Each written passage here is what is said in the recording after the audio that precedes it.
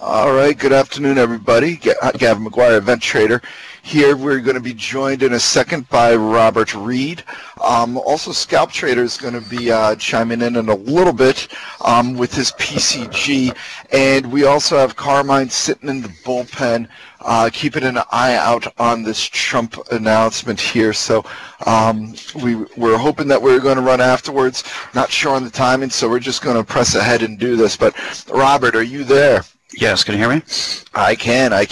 How are you doing today? I'm doing great. A little cold here in Chicago, but we're keeping warm. This is going to be warm compared to next week, so. Is it? Just yeah. It's like a 1 degrees here or something like that. Making me miserable going into the weekend here, Robert. So we got 3 names that you're going to take a look at, but we wanted to start it off with. We did a little bit of recap of Western Digital, but I think it's a pretty hot name, and people are just curious about that reaction given the results. So I know you had written a nice review of it earlier. So why don't you just touch upon Western Digital for starters and explain to us exactly what's going on there?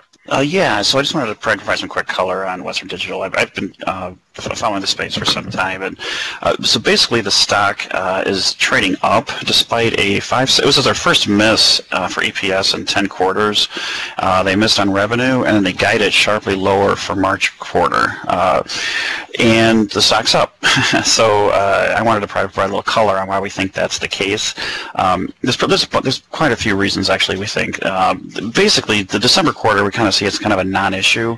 Everyone was expecting an ugly quarter. They had guided sharply lower when they reported September quarter results in October, so people were expecting December quarter just to be horrible. The main problem going on is the flash pricing has just been worse than expected, and it's not turning around as hoped, and that led to some March quarter guidance that was pretty ugly, and so that's so people were kind of hoping there'd be some sort of improvement in the March quarter, but it looks like that's not going to be the case.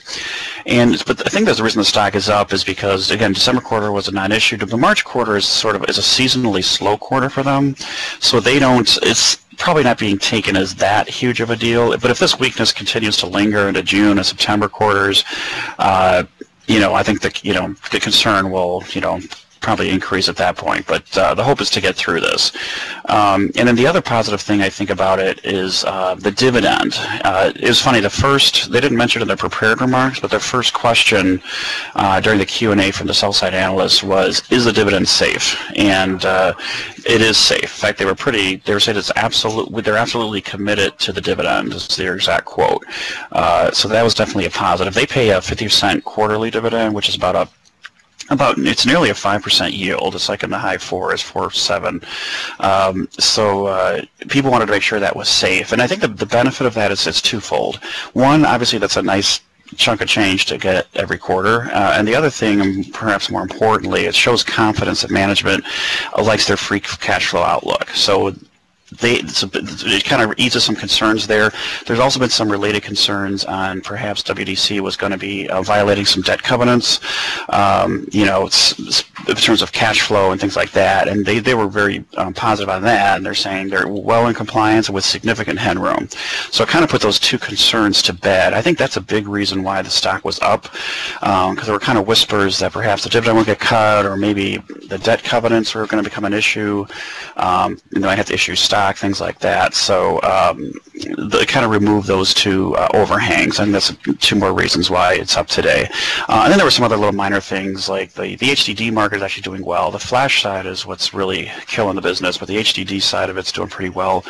And then also they were just generally positive on their longer-term outlook and things like that. So just overall, I think people are focusing on, they're kind of giving a pass for December and March quarters, and dividend looks good, debt, and those other issues, and I think that's why the stock's up. And also the stock's just been punished over the last year. It's gone from around last March it was in the 106 range, and it was trading around 40 when the report hit last night. So the stock's been pretty beat up. So expectations were pretty low going into this report. All right, good stuff. And for anybody that's looking for a little bit more in-depth look, Robert posted his review of that earlier today under the ticker symbol, of course, WDC. But we got three names that you're also taking a look at as potential plays for 2019, Robert. So I know you've been providing some pretty good ideas to people the last few weeks. So we're going to break into these plays coming up with first taking a look at COUP Software, COUP, which is returned. I see you said return to your ranks, so I'm assuming that this just moved back into the GROWX. That's correct, yes. And a cloud-based provider of business spend management software here. So why don't you break us down the COUP software, ticker symbol COUP, play here, and what it is that's sticking out to you about it? Sure, and actually all three of these are, they were added to our GROWX rankings the last couple of weeks or so. So that's kind of why they hit my radar again. Hey, Robert, real quick, explain why would a stock jump back onto the GROWX radar? Explain to people. Well, it has to. There's a whole bunch of factors that go into it. There's a bunch of fundamental, screens we look at, and we look at relative strength. We look at, minimum volume. The relative strength must be the top half of the stock market, things like that. And then we look at just how well they're just trading compared to their peers. And valuation's a little part of it, but it's mainly we look more like at sales growth. They have to be profitable in the most recent quarter. So sometimes a company who's kind of teetering around profitability, they might be cut and then add it back, depending on whether or not they're profitable in the most recent quarter. And the COUP is just kind of one that in fact, it's actually, I mentioned it earlier in October. That was one that during the tech sell-off, we posted some ideas for basically tech names that we thought were oversold. And COUP was one of those names. And it was trading around 64 at the time. It's now around 80. And it's back in our emerging growth rankings. Basically what they do is, a lot of businesses, when they have expenses, like Briefing.com, I have a telephone expense, a cable bill expense, a data set software expense, basically all these different expenses, they're all paid over, a lot of them are paid just over fax and paper, and a lot of small companies still do that. And what COUP is trying to do is trying to digitize and make the process a lot more controllable. The main benefit is that so that way management can kind of get a better sense of where they're spending their money. It's sort of like it creates a dashboard of all the expenses in a particular company. And you might have different locations. You might have a warehouse out in a suburb and other places. And this kind of helps consolidate everything, because the warehouse in the suburb, they might have their own internet bill, phone bill, heating bill, all that. This basically just helps companies consolidate and get a better sense of what's being spent.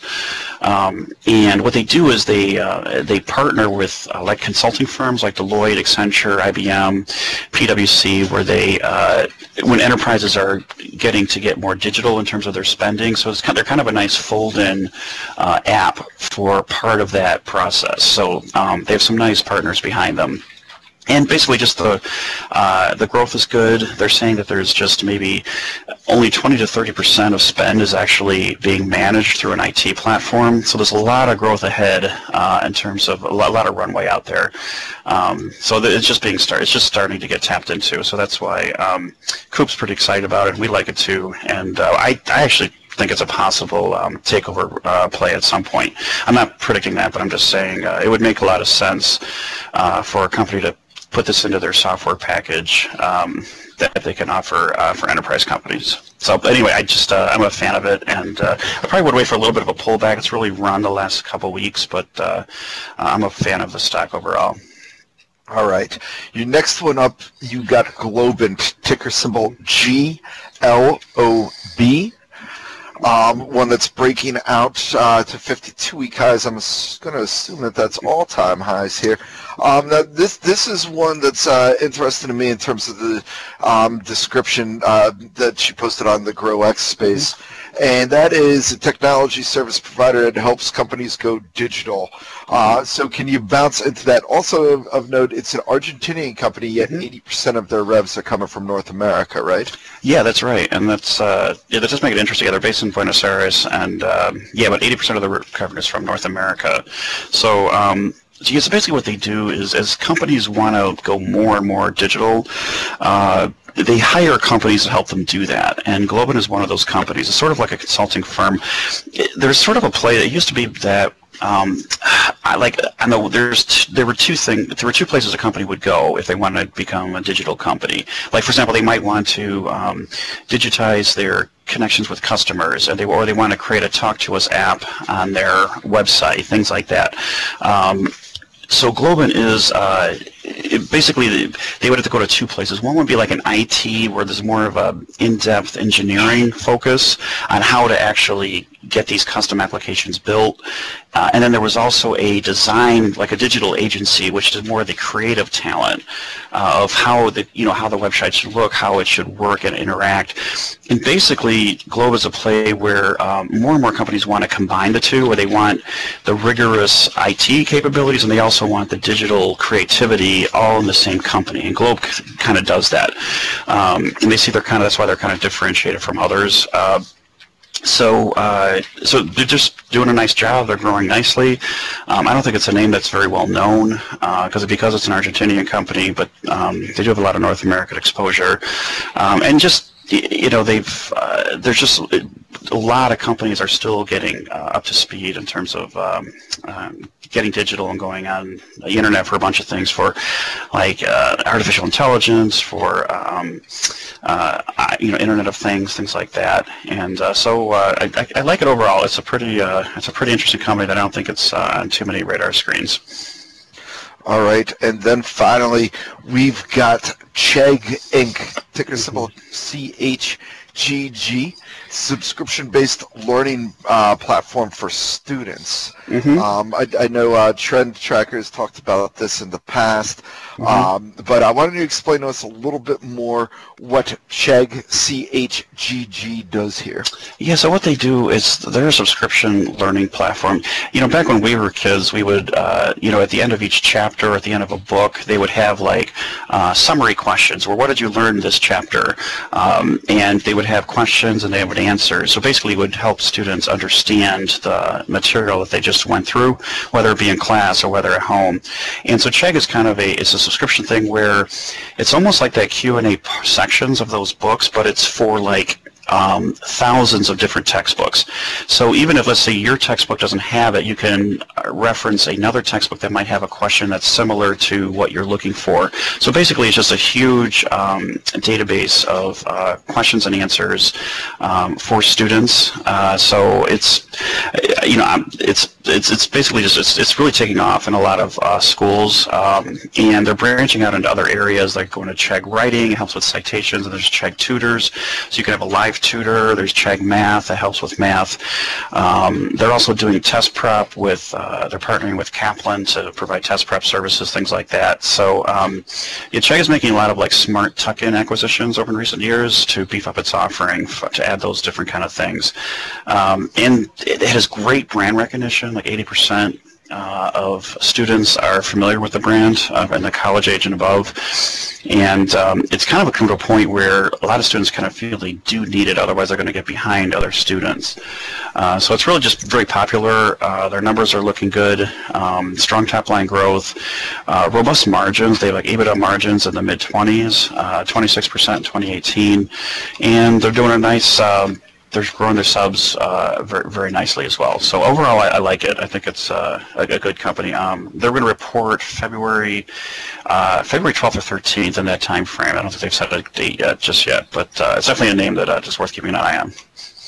All right, fantastic, Robert. Well, thanks very much for for giving us those three names. It's three names that we're going to certainly be putting on the trader watch list here to keep an eye out on. All of them nice breakout candidates here. Good stories, obviously, behind them.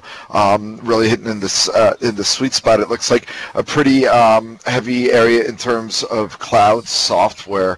That's really seen a lot of early buying in 2019 that we've been talking a lot about being a hot spot. So certainly being confirmed here. All right, so and also the recap on Western Digital, very much appreciated. I'm sure people are curious as to why the stock's moving as it is right now. Definitely interesting. It just, yeah, I was a little surprised that the stock reacted as it did, but it kind of makes sense when you kind of dig into it a little bit more to explain why it was doing that. But yeah, it certainly does. I know for me that the covenants, I didn't even realize that they were a particularly major issue at this point. So, you know, obviously the balance sheet was seeing a little bit of shakiness going in given the recent selling and the recent performance, but you know, that's certainly good to know. It's of course why I like Micron over WDC. I just think that they got the better balance sheet of the two personally. So, but good to know. Speaking of balance sheets, Robert, if you want to stick around, if you got any questions, we're going to be bringing in Damon Southward, scalp trader, of course, right now.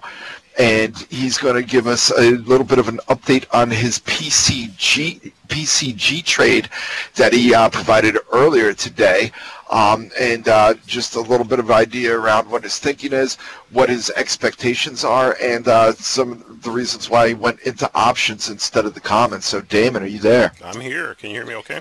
I can hear you perfectly fine right now.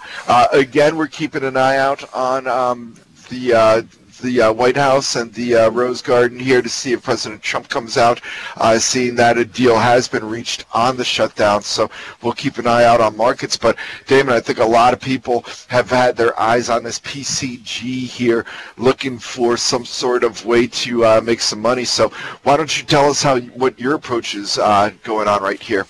Yeah, so I've been tracking this one pretty closely, and yesterday there was ruling that came out that basically PCG wasn't responsible for the Tubbs fire that started in Northern California in 2017. There are projections that their liabilities associated with that particular fire, if they were found liable, would be in the up to maybe 15 to 20, well, probably about $15 billion on the high end. And so currently their concern is that they have liabilities of $30 to $40 billion combined with that Tubbs potential liability that they're facing, and they have really no way to raise enough capital to pay off those potential lawsuits. California has this law called inverse condemnation that essentially, if a tree falls on a power line and starts a fire, then it's specific PCG's fault. If anything happens that causes a fire related to their lines, whether it's their fault or not, they end up having to pay not only for, you know, fire suppression costs, they have to pay the insurers that have, say, like some, you know, Allstate, they, you know, someone files a claim saying my house burned down and Allstate is the carrier, then Allstate then comes back and sues Pacific Gas and Electric. So this is going to be an issue for California going forward, just with, you know, the real concern is the climate change and, you know, home building in areas that have lots of brush. You know, everything's just gotten so dry. You're seeing. Hey, Damon, one thing just to break in, so people are aware of your expertise in this. You used to live in that area, correct, for a few years? I did. I lived there for, let's see, 92 through 2000, so about 8 years. So yeah, so you got a pretty good idea of the lay of the land there. So yeah, no, they'll throw up a house anywhere out there, and so it's no surprise that when you get one of these major wildfires that there's a lot of property damage, and obviously the housing prices are really high there, so both, you know, for the land as well as the structures. So, you know, it's a really interesting situation. So for the second time in under 20 years, Pacific Gas and Electric, it looks like they're going to file for bankruptcy. They put out a notice about a week and a half ago saying that with all of these liabilities, they felt they needed to go to court to manage this process. Yesterday, the stock popped dramatically. The stock had been trading, say, around 7, a little bit above 7. I think a lot of people have been shorting the stock in anticipation of the bankruptcy filing, which is expected to happen as soon as Tuesday. And so when the news came out that they were found not liable for the Tubbs fire, the stock popped to about 9.5, triggered a circuit breaker due to volatility, then eventually ran to about 14 or so. I think it was close to 15, and after hours Soon thereafter, right after the bell rang, Pacific Gas and Electric put out a press release saying, well, this is great. We're glad we're not found liable for this particular fire, but we still essentially feel like we need to restructure.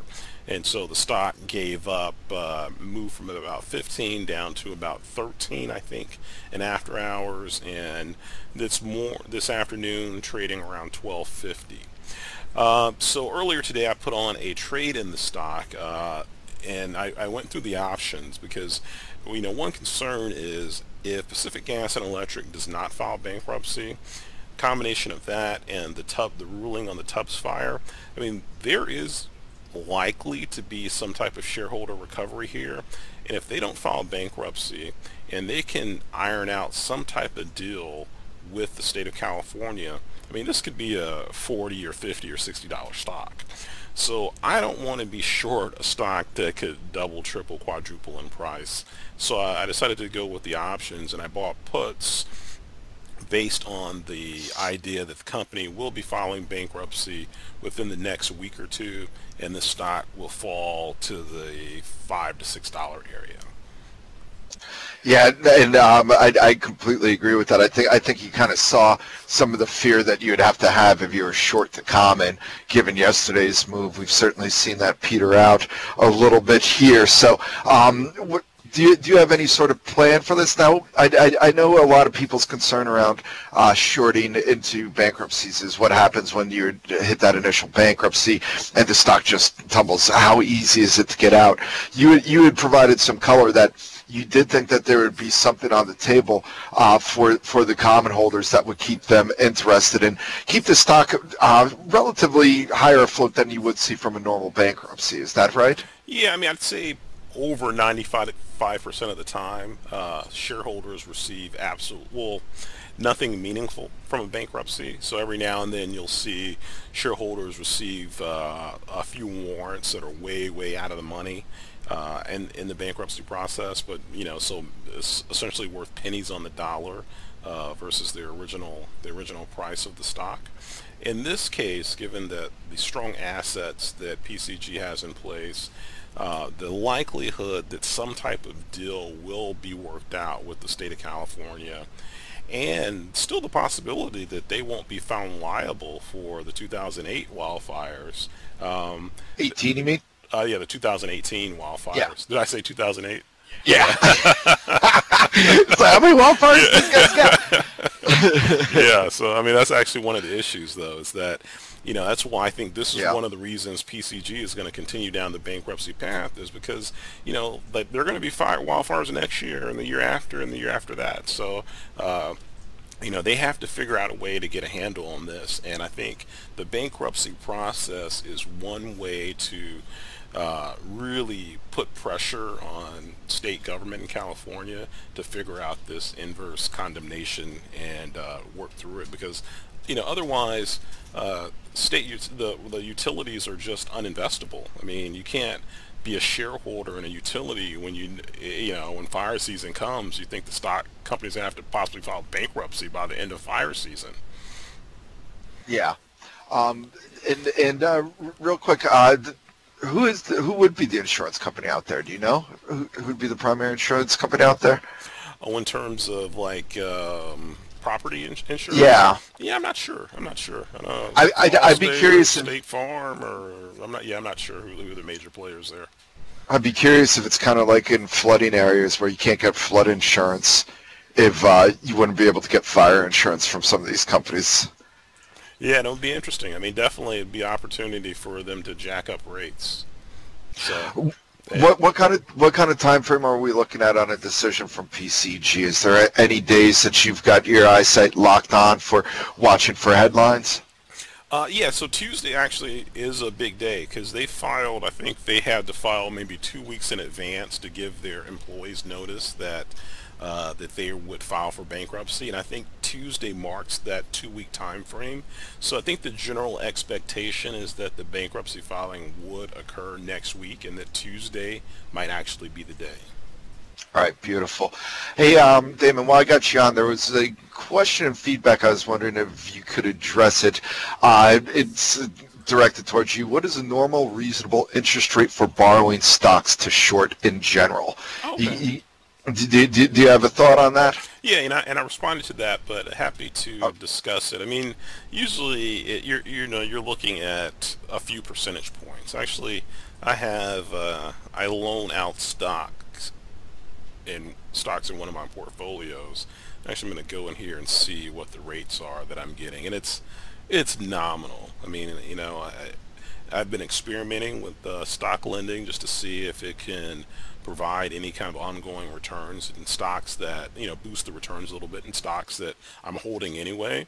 But so, for example, the most speculative name I own right now is only generating about 25%, and second most speculative is 13%. But most of the things are out there. The lending rate is like 1%, 2%. Only getting 8% on my till rate right now. I'm not happy about that.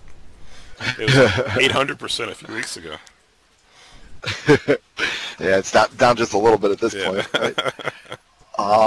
Where's that till rate at? It's 76 now. I haven't looked at that in a few days.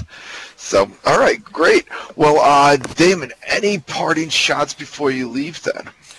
Yeah, so I mean, I think this PCG is going to actually have, you know how excited I get about restructuring plays, and this is going to be a long term. I mean, this will probably be a 12 to 24, possibly even 36-month process.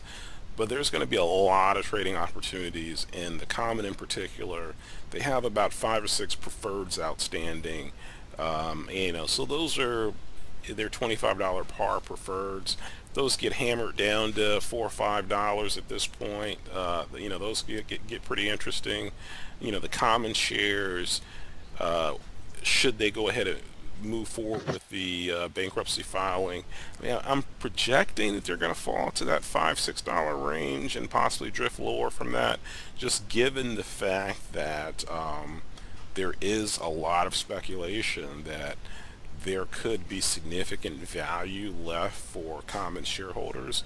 You could get some pretty wide trading ranges on PCG common even after it gets delisted. So, I mean, this is one definitely to keep an eye on for the next several years. I mean, just like, we've been trading Freddie and Fannie's for what, 10 years. Yeah, 10 years. I mean, that's literally. Yeah, and so I mean, Freddie and Fannie's up from $1 to $3 in less than a month. I mean, so we've traded that.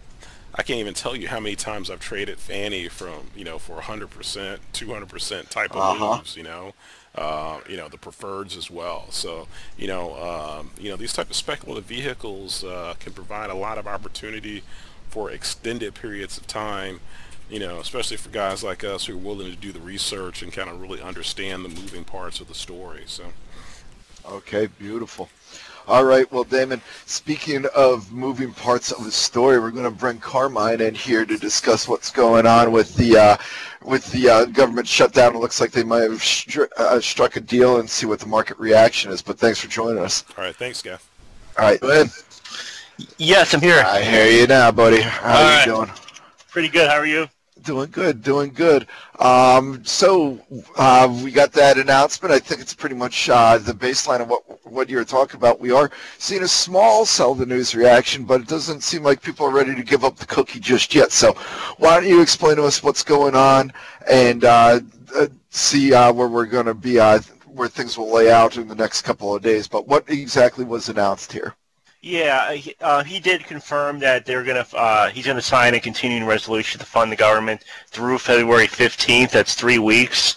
He did mention that he has a quote-unquote positive or powerful alternative to build a border wall if they do not come to an agreement by February 15th. That's the hint of the security. Yeah, that national emergency declaration. That's what he's referring to. So there has been some reporting that if Congress can't come up to an agreement by February 15th, that he could go with that approach. Now, if he does, the government won't shut down again. But if he doesn't, that's still hanging out there as a possibility. But we don't know for sure. He didn't confirm it. He didn't say that he will do that. But there's been reporting from Politico that that's a possibility after these 3 weeks are over. Which again starts leading us into that debt ceiling debate, which is when markets will get a little bit more antsy and the credit agencies will get involved, I'm sure. Right, exactly. So what should we expect the next couple of days? What's going to happen over the weekend? When should we be looking for votes on these bills? President Trump said that the Senate's going to take it up as soon as possible. I expect that means sometime late tonight, and then the House can come back from their various districts and vote over the weekend. So I expect this to be signed into law when we come into work on Monday morning. Okay, it would be that quickly from the House, because I know you said that a lot had left. No concerns about this getting passed. I'm assuming both parties have been given the directive to. No, if the president get thrown under the bus. No, I don't think so. The Senate rejected a 2-week bill yesterday that didn't have the president's support, but now they are supporting this one, but it does have the president's support. So that's as long as they have a deal here on both sides, it should go through without a hitch.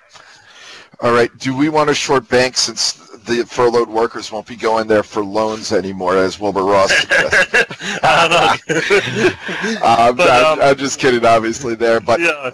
So, all right. Well, Carmine, we'll keep an eye out. If you see anything that you think's worth mentioning, just look. One more thing on that, Gabe, if you don't mind. He did mention that he wants the border security package to be a high-tech, quote-unquote, smart wall. So it maybe puts these drone plays into play. I'm not sure how. I mean, I'm not sure how much money they're going to get from this. But if everybody's looking at it for a play, maybe AVAV or KTOS, those drone plays. Those earlier. Because it seems like he's more leaning toward a deal that would provide high-tech funding for border security, as far as more so than a physical steel wall. So. What are some of the other technologies when we start talking about high-tech walls, Carmine? Have you come across any outside? I mean, the drones are obvious. Is there any other plays on that you've come across? Not that I've come across. I'm not sure exactly what it all entails, to be honest. Okay. I know there's the deal also includes more border security agents and things like that, and drones for security. That's really all they've been mentioning. So I didn't really hear anything else besides that as far as technology. This was just, we might get more details on that over the weekend. We'll be sure to pass them along. Okay, perfect. I appreciate that. All right. All right, so we'll talk to you soon then, Carmine. Thanks for all the updates, and like I said, if you see anything of interest, just let us know. Okay, thank you. Okay, Bye. talk to you soon.